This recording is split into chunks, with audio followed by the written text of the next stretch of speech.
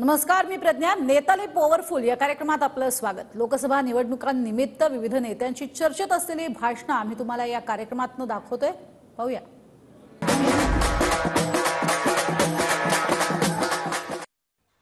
पवार साहेब, आमच्याकडनं आम्ही तुम्हाला गाडीमध्ये पण बोललो, तुमच्याकडनं मी जाहीररीत्या मागणी करतो, या गद्दाराला तुम्ही चिकार मोठं केलात, नको तेवढं त्याचं पोट भरून दिलेलं आहात. पण आजचा पेपर वाचल्यानंतर मी चलबिचल झालो. अजित पवार बोलायला लागले की मी निवडणूक झाल्यानंतर सांगतो. साहेब, निवडणूक झाल्यानंतर यांची एकही सीट येत नाही, तुमचे पाय धरायला येतील, ते धरून द्यायचं आम्हाला, इथं नाही धरणारे शब्द द्या. आले रडतील, डोळे पुरतील, पाय पण चाटतील, ते मी अनुभवले म्हणून सांगतो. पण याला कधी तुमच्या दारात उभं करू नका. हीच आहेच आम्हाला रायगड करणारा शब्द द्या. तुमच्यासाठी आम्ही काही करू आणि किती मतं देऊ. मला वाटत नाहीये, मी पण आता 70 वर्षाचा झालो. जुलै महिन्यात मी 70 वर्षाचा होईन. पवार साहेबांच्या एवढं आम्ही काम करू असं आम्हाला वाटत नाही. एक भूमिका आणि तत्वाची भूमिका या ठिकाणी करणारा माणूस म्हणजे शरद पवार. त्यांचा कधी मी माझ्या वडिलांनी मला सांगितलेलं आहे, पवार साहेबांचा कधी शब्द काढून द्यायचा नाही.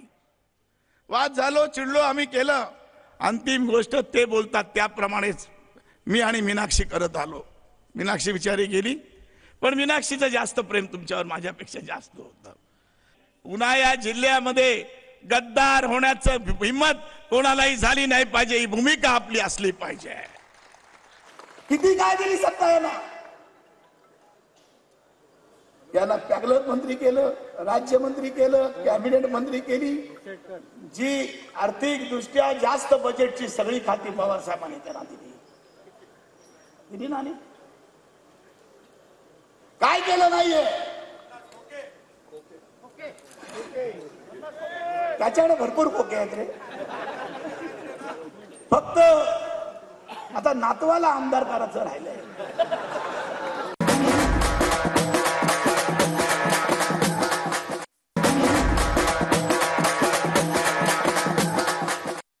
आपल्या देशात 140 कोटी जनता आहे.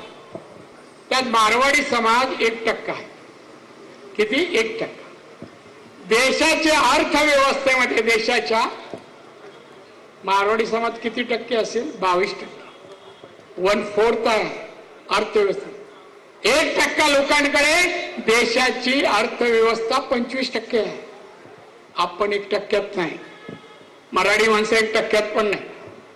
मुंबई हजारो कोटीची उलाढाल मुंबई शहरात होते, त्यातही मराठी माणसाची राजधानी, आपण 1% पण त्याच्यात. मी आजही 15-16 तास काम करतो. आजही कधी मी थांबत नाही.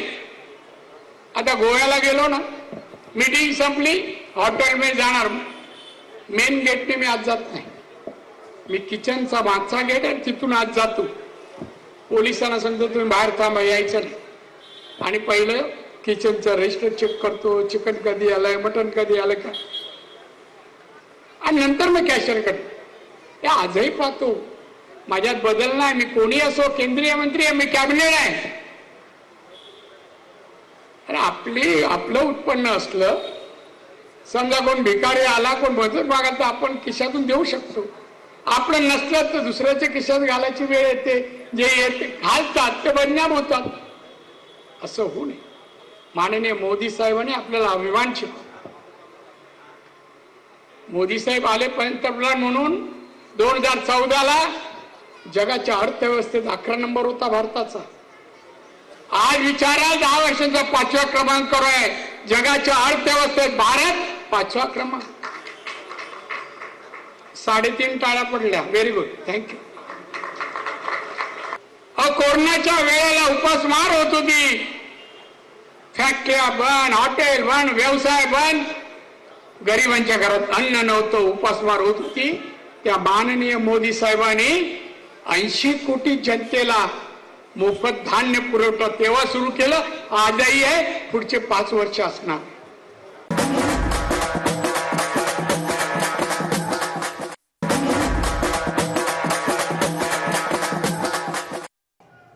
तटकरे असतील किंवा अजून कोणी असतील, या लोकांवर विश्वास का ठेवतील बरं लोक? म्हणजे कालपर्यंत कधी जयंत भाईंना विरोध करायचा, जेव्हा लक्षात येतं की आता आपल्या पायाखालची जमीन सरकते, मग लगेच भाई भाई करत भाईंच्या पाया पडत यायचं, पायाशी लोटांगण घ्यायचं आणि पायाशी लोटांगण घेत माझ्या पोरीला झेडपीचा अध्यक्ष करा, माझ्या पोराला इकडे मदत करा, माझ्या ह्याला हे करा, माझ्या त्याला ते करा, तुझं पोरग तुझीच पोरगी तुझंच सगळं. हा म्हणजे एकट्याचीच उंच उंच माडी, एकट्याच्याच घरात, एकट्याच्याच घरासमोर लांब लचक गाडी, एकट्याच्याच बायकोला सिल्कची साडी, एकट्याच्याच घरी कॅल्व्हिनेटरचा फ्रीज, एकट्याच्याच घरी डायनिंग टेबल, एकट्यालाच साजूक पुरणपोळी, साजूक तूप, घटविण्या दूध, दुधावर साय. आणि रायगडकरांचं काय? रायगडकरांचं काय? म्हणून बदल गरजेचा आहे.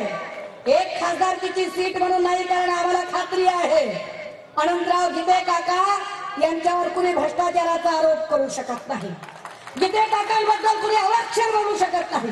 तो बोलते आम्हाला काही मिळो अगर न मिळो, मुसलमान परेशान झाला, हे मस्त आहे. मुसलमान कसा परेशान झाला? ऐसा काही है क्या?